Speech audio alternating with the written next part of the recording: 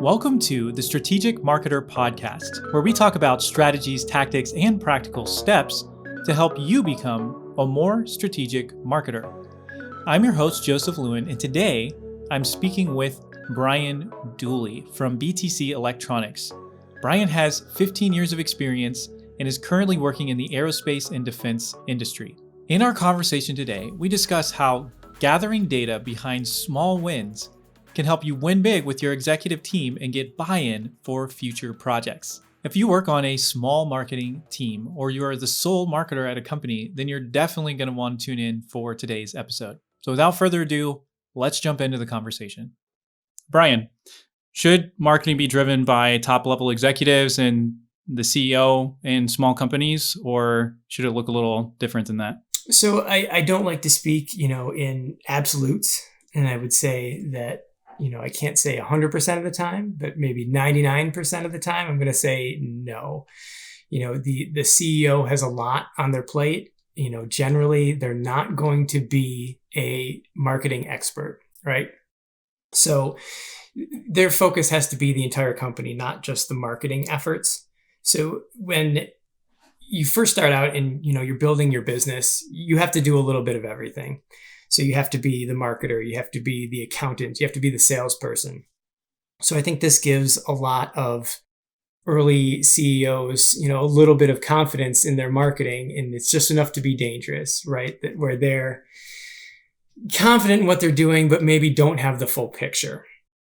So this can lead to a couple of different things, which can cause problems, right? So for example, they say they have a project that they're really, really interested in, and they think this is the greatest thing that they've ever come up with. And they keep going down this hole of, okay, we're going to put more money into this side little project that we're working on, and we're going to put more resources on it. And then, it just doesn't work out. But they think, well, maybe it's because of the marketing. So we double down on the marketing, and then it continues to not work out. And what this is, it's called the Sunken cost fallacy. Have you heard that term before? I don't know if I've heard that term, but I can see where it's going. Right. So the way I like to think of it, so I was thinking about this earlier, is like, how would you describe that? And there's a really easy way to picture it.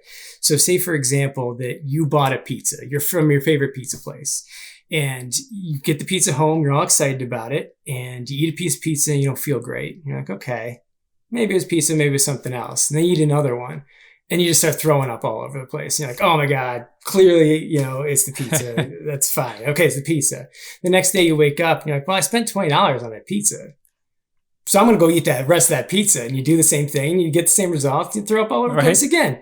And that's really, what it comes down to is, you've sunk this cost in. So you've sunk your cost into this project, right? And you keep thinking, well, if I put more into it, if I keep eating that pizza, I'm going to get more out of it, but you're not, right? And so in being the outside perspective of being the marketer, you can say, hey, let's do something else, because it's not your baby.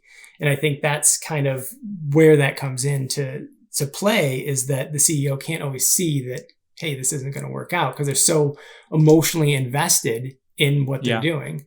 Which it's great to be emotionally invested in your business and want to work hard, but it puts blinders on. So it causes a lot of problems as well. Yeah, and I think that's probably even more so true of founder CEOs, somebody who's started the business from scratch and they bootstrapped and they, whatever, had partners or raised capital or were just incredible, sold a ton of money and, got to the point where they are now. And then now they're not a one-man band, or they're not a small operation anymore. They've grown past that, but they're still operating as if and oftentimes, they'll maybe make the logo, they'll come up with all these things, and they don't want those things to change. So it's difficult because, you have to say, hey, the thing you created could be better, right? And that's a hard. Your baby's ugly. How do you say? Your baby's ugly, and nobody wants to hear that their baby's ugly, no matter how ugly it is.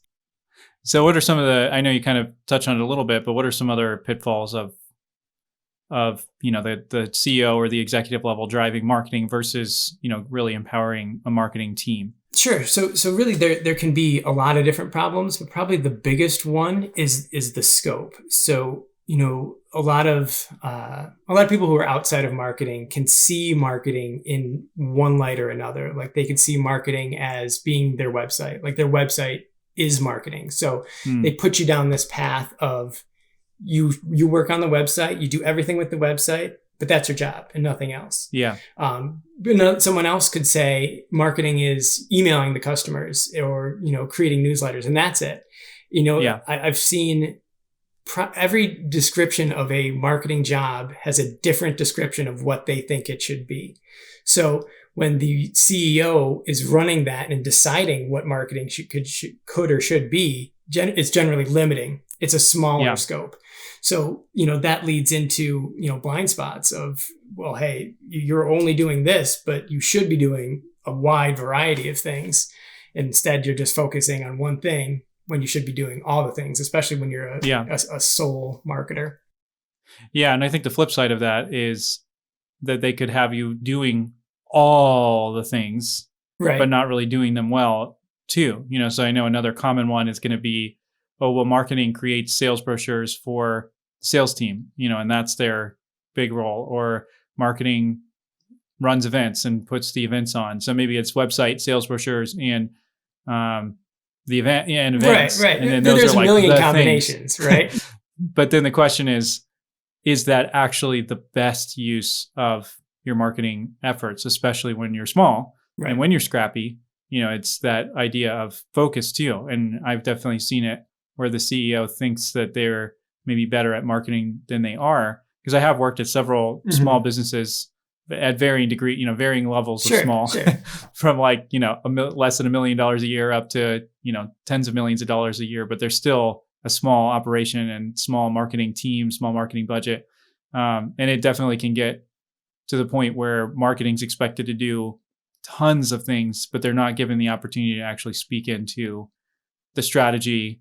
And so there isn't really a strategy. Well, I think that's the a good CEO point, or the sales leader or whoever it is comes up with an idea and they go, oh, the marketing guy can take care of this. And they fling it over the fence and the marketing guy runs around like a chicken or gal runs around with chicken with their head cut off and, has some serious challenges. Yeah, no, without really being able to speak into the strategy side of it. I think that's all too common of, someone comes up with an idea and it's a singular idea and they're like, hey, go execute this. But it's not part of a bigger strategy. It's not part of a bigger anything. It's just someone had this idea and they're like, well, who's going to do it?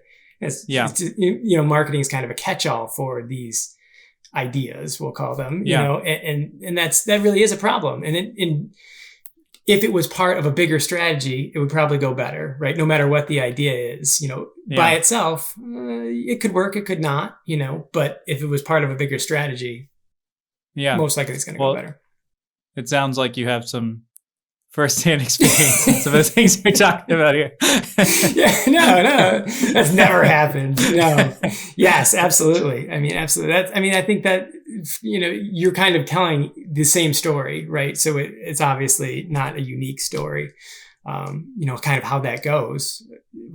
And I think, oftentimes, especially marketing generalists, they're capable of a lot of different things, which is good and bad, right? Absolutely. It could be something that's pretty far outside of marketing that still falls on that person, which is good in some ways in terms of job security, I suppose. That can be good. In terms of marketing strategy and success, it's generally pretty bad. This week's episode of The Strategic Marketer is brought to you by the Brand Compass course. If you're looking to take your marketing services side hustle to the next level, the Brand Compass course is for you. In the course, you're going to learn how to identify your ideal customers and narrow down to serve a niche market. Then you're going to learn how to productize your offering so that it's easier for customers to understand exactly what you do for them. And then you're going to put all of this information into a one-page messaging guide. That way you can use your customer's language to speak exactly to their pain points and problems every single time. Check out the show notes for a link to the course.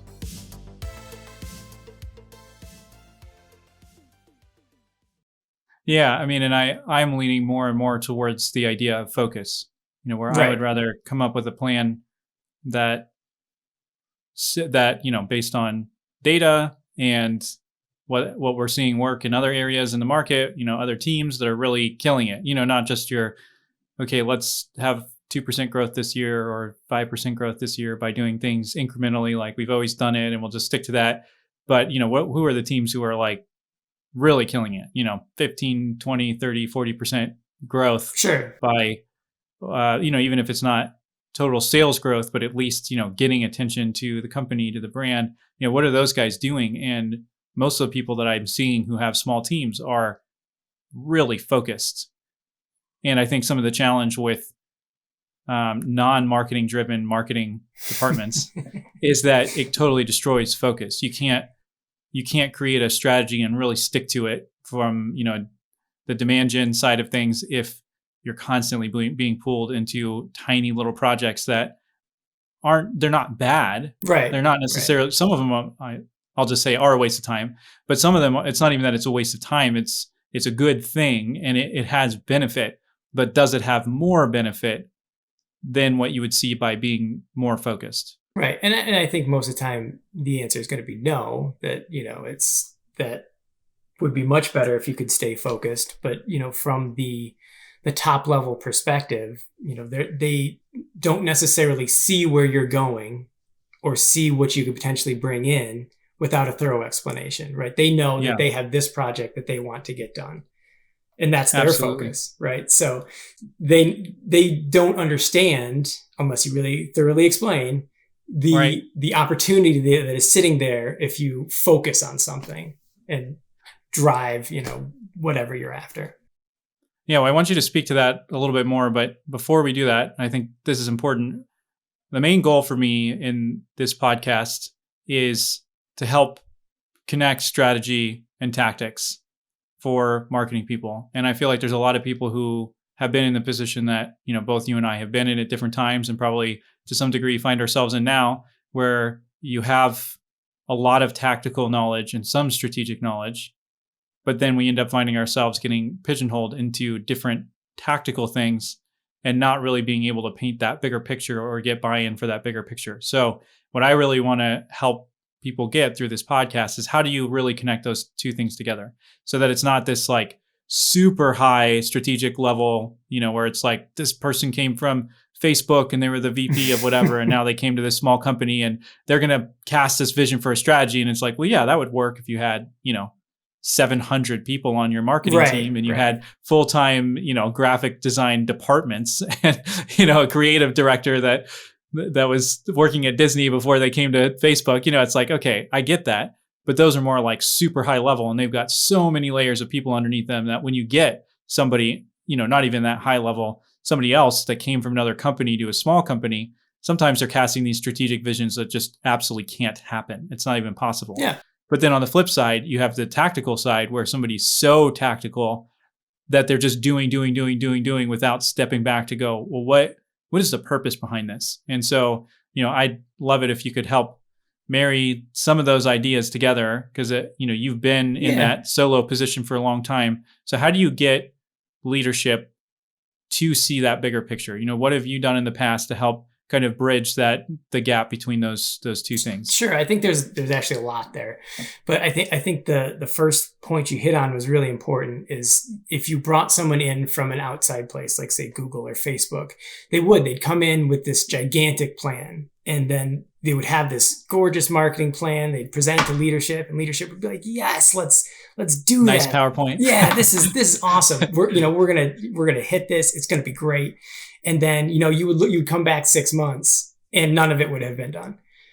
So I think it's really important to one, you kind of have to separate your own ego from what you're trying to get done, because when you're in a small company, you can't pull off these magical gigantic campaigns. Like really, Yeah.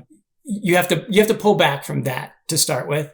And I think really the thing that has helped me get the biggest buy-in is show small success. Like it doesn't have to be a gigantic campaign that has all these different levels and this, a drip campaign with a lot of complexity or anything like that. It really doesn't have to be. I think the thing that has worked is show something small and show something that's scalable. And more than anything, show something that doesn't cost a lot of money to start. If you say, hey, I can, get you X number of leads spending 10 grand in AdWords, they'd be like, great.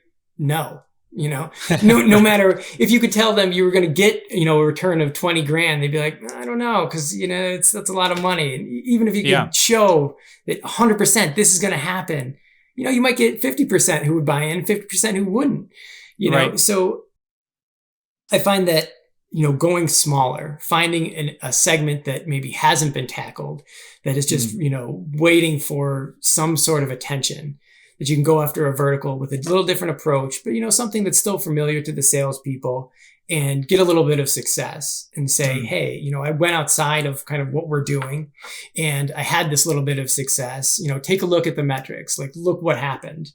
And they're like, okay, there's a little something there. And then, the more people who have buy-in on it, say, for example, that it happens to be an idea of a salesperson.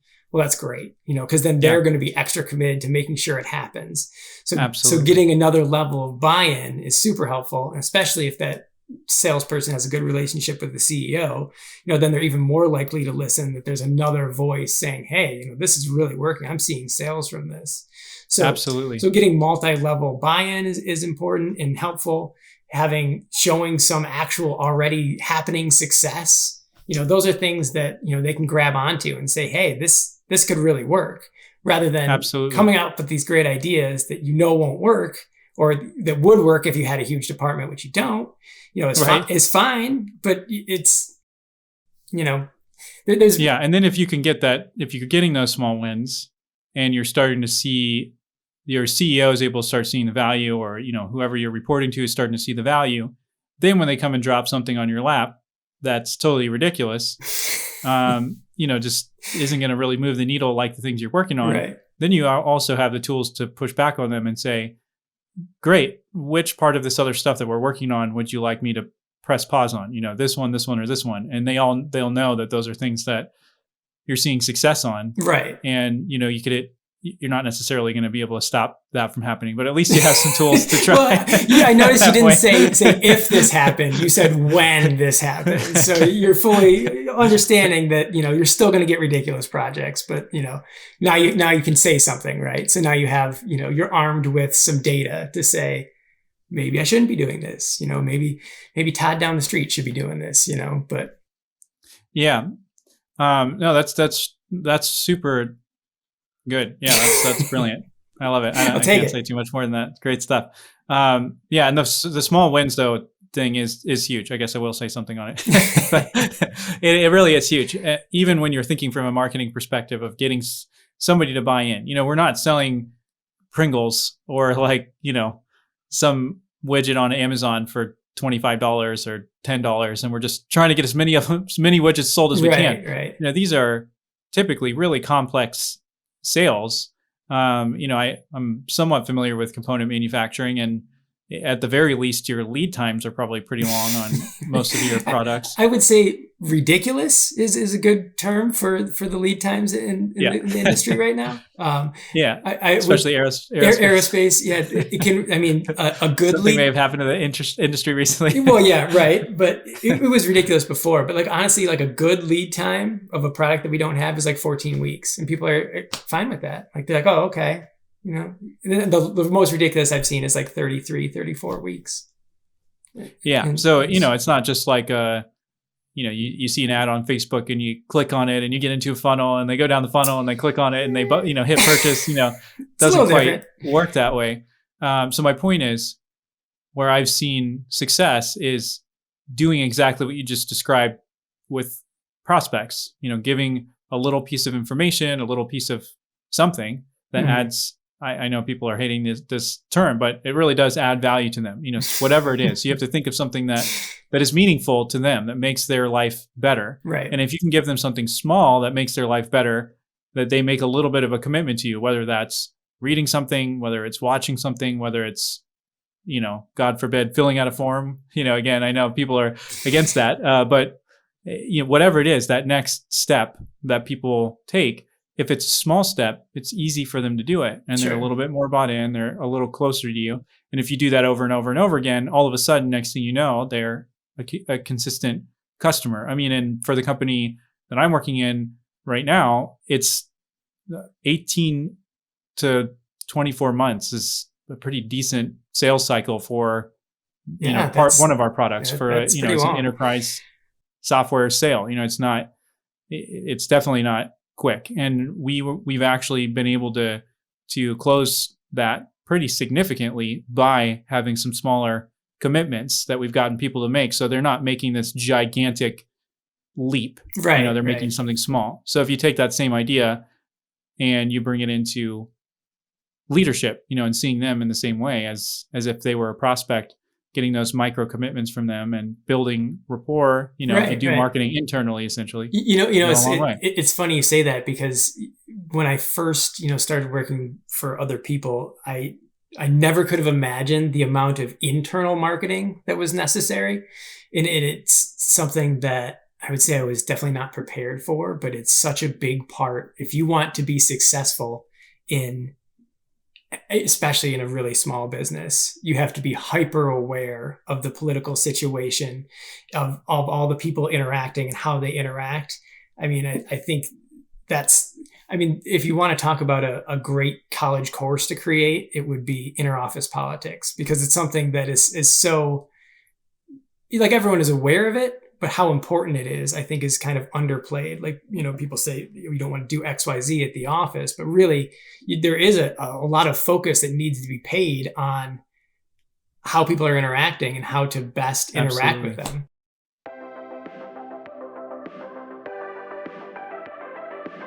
Strategic Marketer is brought to you in part by Thrive Themes. Thrive Themes is a killer visual WordPress editor.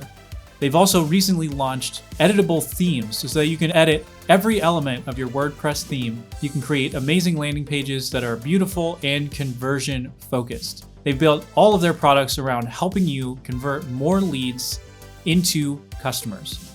You can find out more about Thrive Themes by clicking the link in the show notes.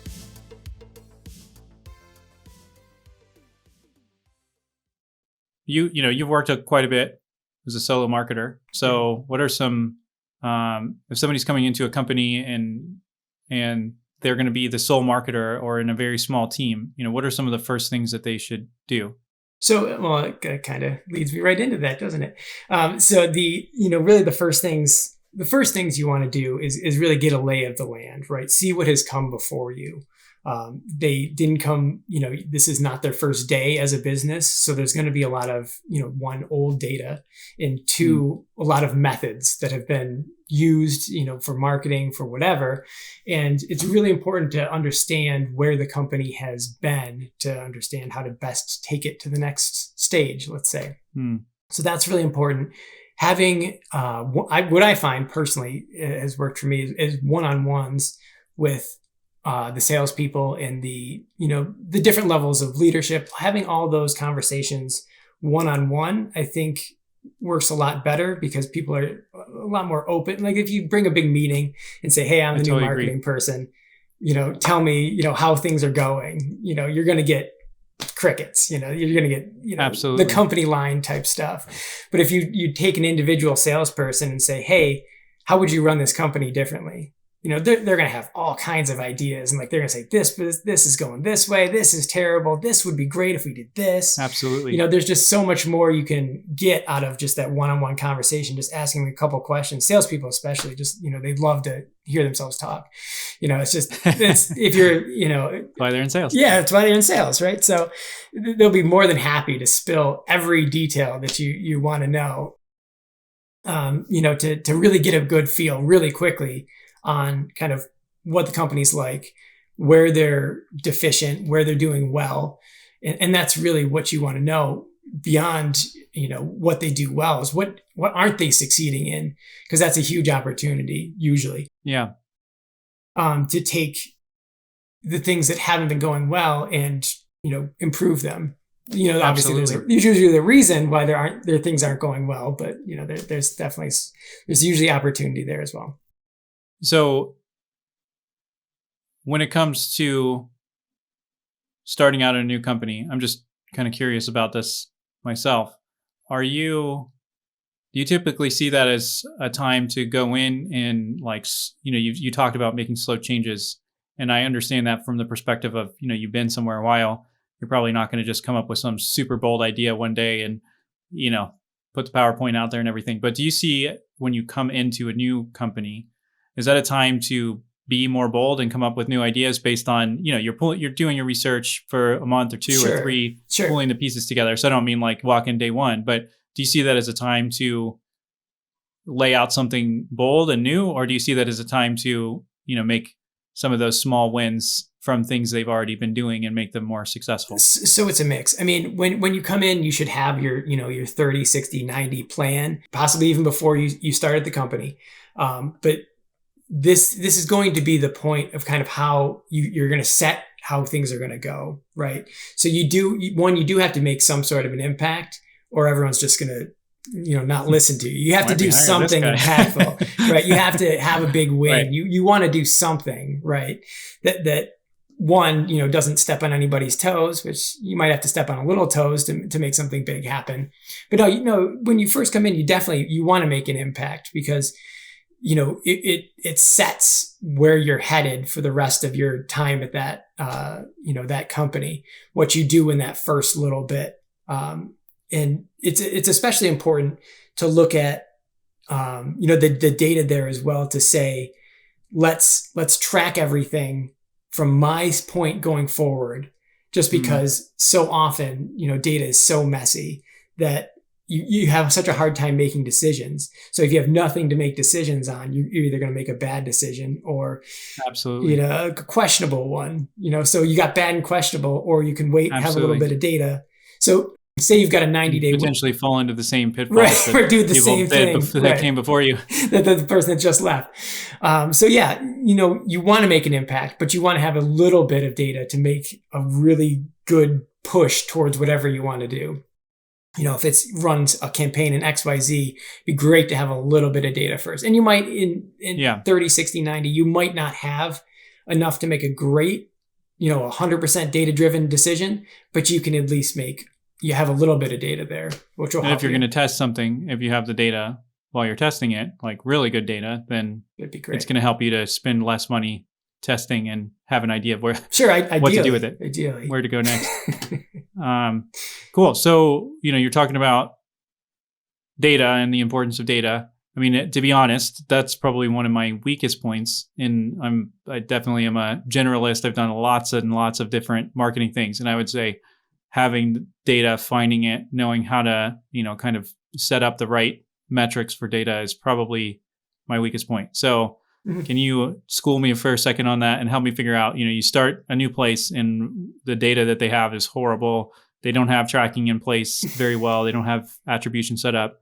When you would step into something like that, what would your first steps be? Sure. So really there's two types of data. There's data that you can entirely control, like data that comes through the website, comes through forms. You get to set everything that happens with that data. That data is great. It's going to be great because you can watch it. You can watch it go all the way through the cycle. You can, put each pins where you want them to be. Everything's great. That data you don't have to worry about as much. Like you can set up your Google goals and, you can go through all of that and make sure that's set. That's important, definitely, to have set. But the data that ends up being the messiest and the most problematic is data entered by other people. And probably the most valuable. In a lot of cases. Oftentimes, yes, the most valuable. So where did this sale actually originate from? Was it from somebody on our team and then they went to the website, or was it from the website and then they went to somebody from our team? Well, that's exactly right. And oftentimes, it hasn't been a priority in the past. So there's been, say a salesperson been there 10 years, has been doing everything the same way. And you come in and you're like, hey, I really need you to do this. And they're like, I'm going to try. And they just don't. They're just like, I checked that box once, but then you get into your old habits and you go back the same way you were going. So what I like to do is first like have a meeting with everybody and say, hey, this is why I'm doing this. I am tracking this data to make better decisions, to bring you more leads, which will bring you money, which is a pretty easy equation to follow. Like it all makes sense. Most people, like they'll try, and some data will be good, some data will be bad.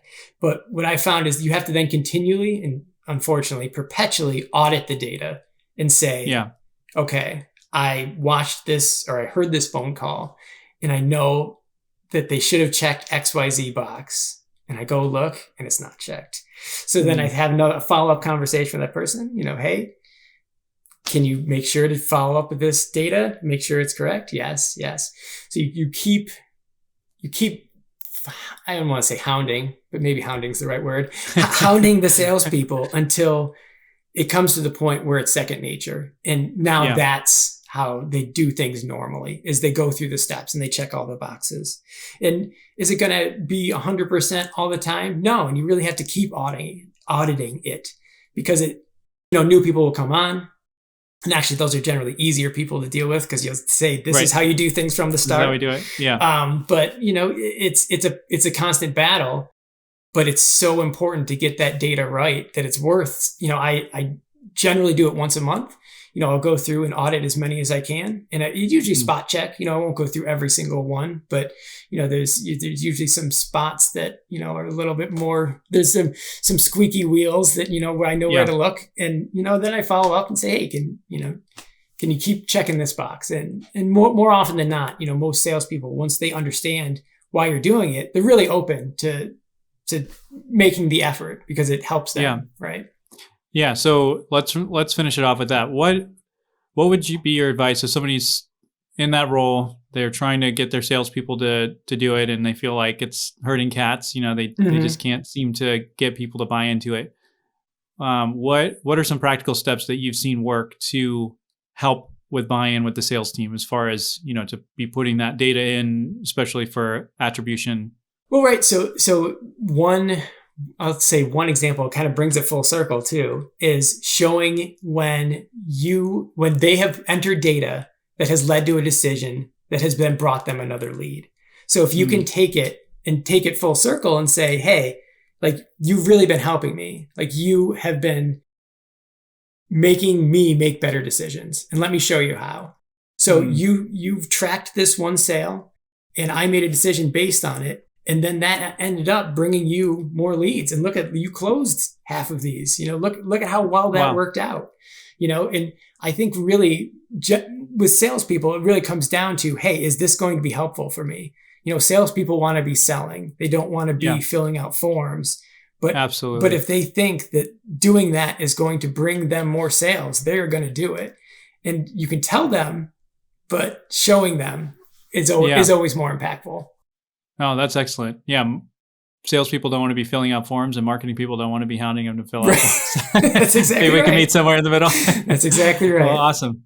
Yeah. Well, thanks so much, Brian, for joining the podcast today. It's really good information and it's helpful. There's definitely some takeaways that I have from this conversation. And, just, I think even thinking of some of the initiatives that I feel are important to be seeing internal marketing, the importance of that, not just only marketing to the people outside, but thinking in terms of how would if this is a prospect and I was trying to get them to move on something, how would I do that? And, implementing some of the same things that we learned, but then also on the attribution side, just working with your sales team and showing them the wins. It's kind of the same theme over and over again. Do something small, get a win, and use that to get buy-in from the people on your team because you need them. I mean, you can't. You really do. There's no good marketing without executive buy-in and buy-in from your sales team. So really good stuff. That's all right. Thank you so much for having me on, Joseph. It was great chatting with you.